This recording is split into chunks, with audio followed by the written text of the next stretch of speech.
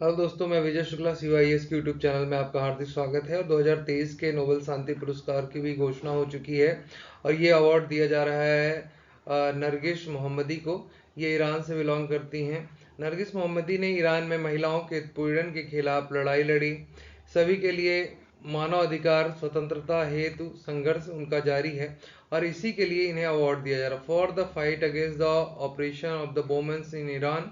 Iran में जो महिलाओं के साथ समस्याएं हैं, यौन उत्पीड़न हो रहा है या उनके जो अधिकार हैं उनको, जैसे हिजाब और बहुत सारी चीज़ें हैं, तो इससे उन्हें मुक्त कराने के लिए fight for promote the human rights of the freedom of all. तो सभी के फ्रीडम आज़ादी के लिए इन्होंने लड़ रही हैं। अभी ये जेल में है करंट में ईरान में। ठीक है, तो इसलिए इनको ये अवार्ड दिया गया है। नोबेल पीस प्राइज 2023 इनको दिया गया है। और इनके बारे में जानते हैं। देखिए, नरगिस मोहम्मदी जो है मानवाधिकार और स्वतंत्रता के लिए लगातार संघर्ष करती रही हैं और ईरान में एक इन्होंने हिजाब मूवमेंट भी चलाया है, वो भी बहुत फेमस है। उसके अलावा ईरान में जो प्रदर्शन हो रहे हैं महिलाओं के अधिकारों के लिए, उसका जो स्लोगन है वो वुमेन लाइफ फ्रीडम, माने महिलाओं के जो जीवन है उसमें स्वतंत्रता। क्योंकि अगर हम बात करें, आप जानते हैं पश्चिम देशों की बात करें या पश्चिम मध्य एशिया, सॉरी पश्चिम एशिया या पश्चिमी मध्य एशिया या मध्य एशिया के जो उन्हें गल्फ कंट्रीज हैं उनकी बात करें, तो वहाँ पे महिलाओं को आज भी बहुत सारी समस्याएं हैं। फिर हिजाब के नाम पे उनके अधिकारों का हनन किया जाता है। ठीक है, उन्हें ड्राइव नहीं कर सकती, फौज में भर्ती नहीं हो सकती, बहुत सारी वहाँ पे कानून है। तो उन कानूनों के खिलाफ ही ये संघर्ष कर रही हैं। ठीक है, अकादमी के अनुसार देखिए, ये जो वर्ष है नोबेल साइंस पुरस्कार, ये उन सभी सैकड़ों हजारों लोगों के लिए है, वो सम्मानित करता है जो महिलाओं के अधिकारों के लिए लड़ रहे हैं, महिलाओं की स्वतंत्रता के लिए, महिलाओं के भेदभाव पूर्ण और उत्पीड़नकारी जो उनके साथ संघर्ष हो रहा है, माने उनके साथ जो भेदभाव हो रहा है उसके लिए अगर जो लड़ रहे हैं, उन सभी को ये सम्मानित करता है। तो ये जो अथॉरिटी है अकादमी, उन्होंने ये कहा है। मोहम्मदी देखिए ईरान में वो आंदोलन कर रही हैं। ईरान में क्या है, मृत्युदंड का प्रावधान है, फांसी की सजा दी जाती है। तो वो मृत्युदंड के खिलाफ भी वकालत कर रही हैं कि भैया मृत्युदंड ना दी जाए। फिर कॉलेज के दिनों से ही महिलाओं के अधिकारों की समर्थक रही हैं, उनके लिए आवाज़ उठाती रही हैं। इनको जेल में बंद कर दिया गया 2011 में, क्योंकि इन्होंने बहुत सारे जेल में बंद जो कैदी हैं उनके परिवारों को सहायता दी, प्रयास किया, उनके अधिकारों के लिए लड़ती रहीं। तो इसके लिए इन्हें 2011 में जेल बंद कर दिया गया। जेल में रहते हुए भी इन्होंने राजनीतिक कैदियों, विशेषकर महिलाओं के खिलाफ जो यातनाएं होती हैं, जो उनके यहाँ यौन उत्पीड़न होता है, उसके खिलाफ इन्होंने विरोध प्रदर्शन अभी भी जारी रखा हुआ है। उसके अलावा महसा आमिनी विरोध प्रदर्शन, जिसे कि ईरान में हिजाब आंदोलन हिंदी में कहा जा सकता है, तो ये हिजाब आंदोलन जो है इन्होंने स्टार्ट किया और जेल में रहते हुए भी इन्होंने अपने जेल के कैदियों के साथ एकजुटता दिखाते हुए बाहर के लोगों के जो मूवमेंट है उसे समर्थन व्यक्त किया। तो ये इनका योगदान है।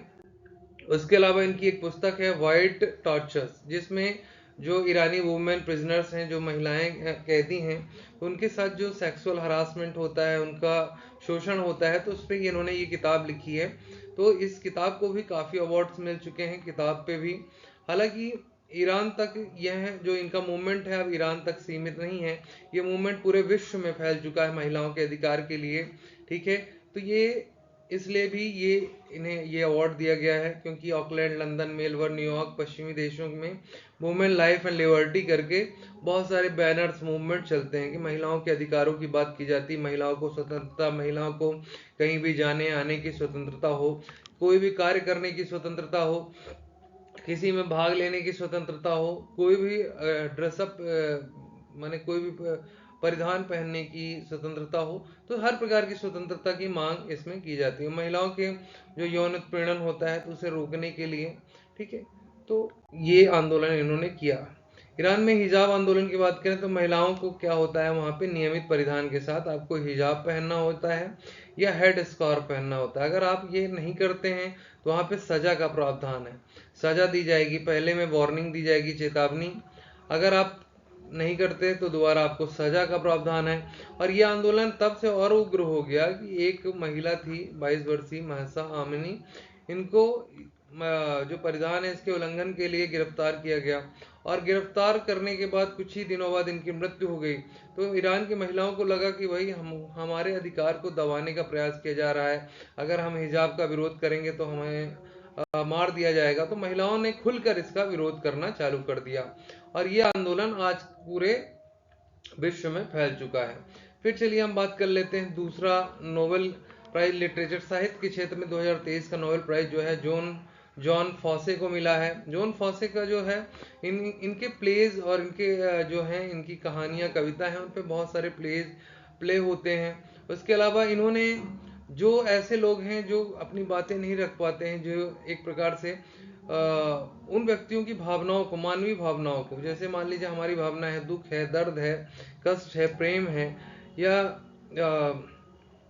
कोई ऐसी कष्ट है जो हम बता नहीं सकते, तो उन सब जो समस्याएं हैं, गरीबी है, तो उन समस्याओं को ये व्यक्त करते हैं, मानवीय भावनाओं को व्यक्त करते हैं, इमोशंस को व्यक्त करते हैं। मान लीजिए आप अवसाद से ग्रसित हैं और आप अपनी भावनाओं को व्यक्त नहीं कर पा रहे हैं, तो वो जो समस्याएं हैं उन्हें इन्होंने सरल शब्दों में कहानियों के माध्यम से व्यक्त किया है।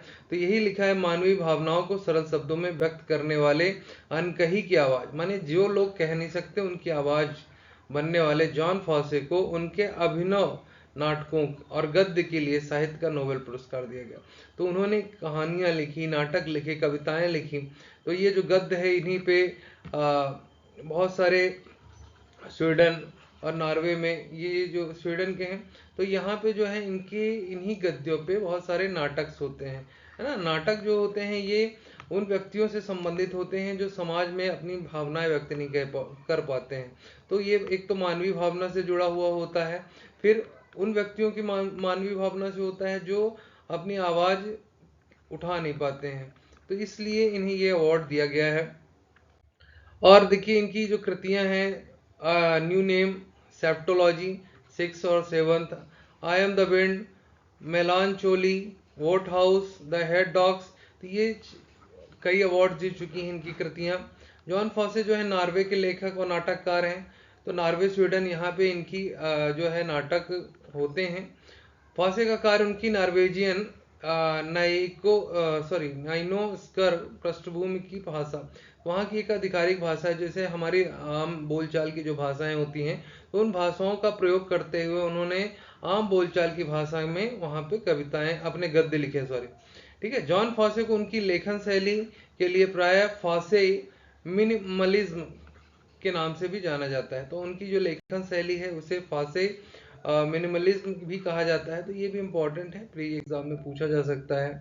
फिर देखिए उनकी शैली की विशेषता जो है गद्य पद्य की, वो सरल है, न्यूनतम और मार्मिक संवाद। देखिए जब आम आदमी की भावनाओं से जुड़ा हुआ कोई बात होती है तो मार्मिक होता है, आम आदमी से जुड़ी हुई कल्पनाएं होती हैं तो वो मार्मिक होती हैं, ठीक है। तो इनकी जो रचना है वो सैमुअल बेकेट और हेराल्ड पिंटर के साहित्य दिग्गजों के समान मानी जाती है। तो ये भी पहले नोबेल प्राइज पा चुके हैं, तो इनके समकक्ष इन्हें माना जा रहा है। फिर इनकी जो विषय शैली है वो बेतुकेपन और निरर्थकता, ऐसा लगेगा कि बेतुका है, इसका कोई मतलब नहीं हो सकता, लेकिन वो मानव के जो इमोशंस है उससे जुड़ा हुआ है।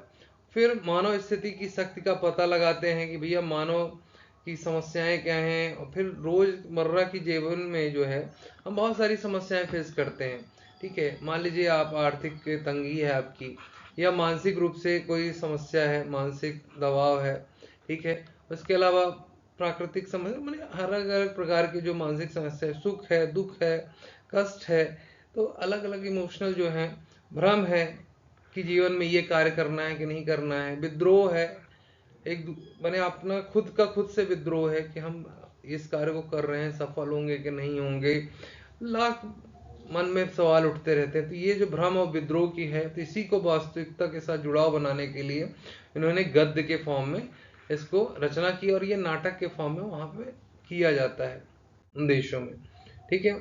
उसके अलावा साहित्य के क्षेत्र में 2022 में एनी एरनाक्स जो है उनको मिला है। और देखिए ये भी इनको उनके साहस और नैदानिक तीक्ष्णता के लिए के साथ व्यक्तिगत स्मृति की जड़ों और अलगाव और सामूहिक बाधाओं को उजागर करती है। माने व्यक्ति की जो सामूहिक बाधाएं होती हैं, जो अलगाव होता है ना, उसकी स्मृति चिन्ह जो होते हैं, धीरे धीरे चीजें क्या याद रखना है क्या नहीं, तो वो जो चीजें हैं उस पे उससे संबंधित इन्हें अवार्ड दिया गया। फिर 2021 में अब्दुल रज्जाक गुरनाह को दिया गया। ये उपनिवेशवाद के प्रभावों और संस्कृतियों तथा महाद्वीपों खाड़ी देशों में शरणार्थियों की स्थिति के प्रति उनके दयालु और दृढ़ भावना के लिए दिया गया। तो ये देखिए उपनिवेशवाद की इतना था, हमने एक बताया था कि गंगा के जल को सुखा के टेम्स में उड़ाया, तो इतना शोषण किया गया लोगों का, ठीक है, वहाँ की अर्थव्यवस्था का वो उपभोग किया गया और लोगों को गरीब छोड़ दिया गया, भुखमरी वहाँ आ गई। तो ये प्रभाव है। फिर संस्कृतियों में वहाँ के कल्चर को चेंज करने का प्रयास किया गया, उनके कल्चर्स को डाइवर्ट करने का, कल्चर को डिस्ट्रॉय करने का प्रयास किया गया उपनिवेश कंट्रियों के द्वारा। फिर खाड़ी देशों में शरणार्थियों की समस्या भी है, जब गरीबी होगी, उपनिवेश था, उपनिवेश छोड़ के गए तो यहाँ पे गरीबी आ गई। अब गरीबी आ गई तो अब आपको रोजगार चाहिए, पेट पालना है, तो आप कहाँ दूसरे देशों में जाएंगे जहाँ पे उद्योग हैं, जहाँ पे पैसे आप कमा सकते हैं। तो ये शरणार्थी वाली समस्या है। फिर बहुत सारे उपनिवेश वाले जो देश हैं वहाँ पे शीत युद्ध चल रहा है, गृह युद्ध चल रहा है। तो ऐसी स्थिति में तो इनकी बातें उठाने के लिए इनको मिला गुरनाह को। लुइस ग्लुक को उनकी अचूक काव्यात्मक आवाज, इन्होंने प्रकृति के साथ सुंदरता और व्यक्तिगत अस्तित्व का सार्वभौमिक बनाती हुई रचना इन्होंने की, तो इनकी काव्यात्मक आवाज के लिए इनको मिला है। ठीक है, तो व्यक्तिगत अस्तित्व को सार्वभौमिक बनाती हुई इनकी जो काव्यात्मक आवाज है उसके लिए इन्हें 2020 में साहित्य का नोबेल प्राइज मिला था। तो वर्तमान में आप देख सकते हैं कि साहित्य के क्षेत्र में, लिटरेचर के क्षेत्र में ज़्यादातर जो व्यक्तिगत इमोशंस हैं, व्यक्तिगत भावनाएं हैं, है ना, उनको सही तरीके से वर्तमान में देखिए, जो समाज का सबसे दबा कुचला हुआ व्यक्ति है वो गरीब है, और उसकी भावनाएं जो हैं बहुत सीमित, माने एक प्रकार से उसकी आवश्यकताएं जो सीमित हैं, लेकिन उसकी भावनाओं की कद्र लोग नहीं करते। ठीक है, तो उनकी भावनाएं, फिर दूसरा क्या होता है कि लोग सुनना नहीं चाहते। आज की डेट में जो गरीब है उसकी कोई बात नहीं सुनना चाहता।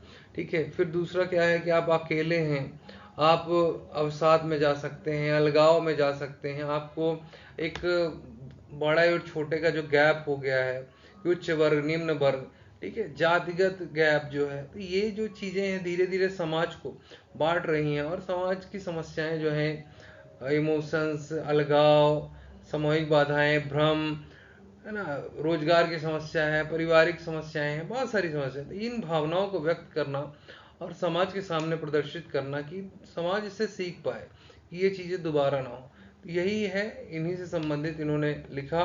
तो जॉन फॉसे के बारे में याद रखिए, 2023 का साहित्य का नोबेल प्राइज इन्हें मिला।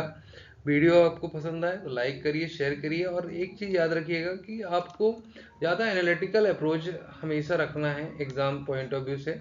कोई भी चीज़ करिए, कोई भी चीज़ पढ़िए तो एनालिटिकल अप्रोच रखिए कि ज़्यादा से ज़्यादा उसे आप कनेक्ट कर सकें। कनेक्टिविटी करना बहुत ज़रूरी है। आपके ट्रेडिशनल जो पार्ट है, ट्रेडिशनल का मतलब आपकी हिस्ट्री, ज्योग्राफी, पॉलिटी, इकोनॉमिक पढ़ तो रहे हैं आप, लेकिन इनकी कनेक्टिविटी करंट अफेयर्स के साथ होना बहुत ज़रूरी है।